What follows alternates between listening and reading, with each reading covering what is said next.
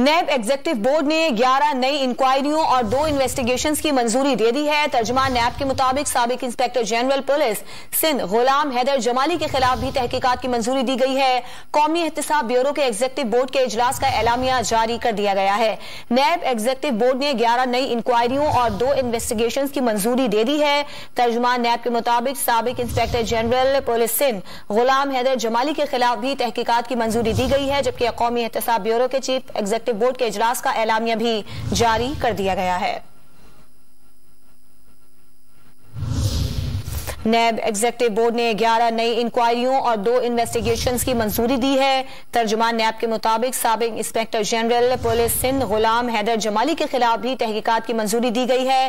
कौमी एहतसाब ब्यूरो के एग्जीक्यूटिव बोर्ड के इजलास का एलामिया जारी कर दिया गया है, जिसमें नैब ने साबिक आईजी सिंध गुलाम हैदर जमाली के खिलाफ तहकीकात का हुक्म दिया है। ताज़ा तरीन वीडियोस के लिए हमारा YouTube चैनल सब्सक्राइब करके बेल आइकन प्रेस करिए ताकि आपको मिले हर अपडेट सबसे पहले।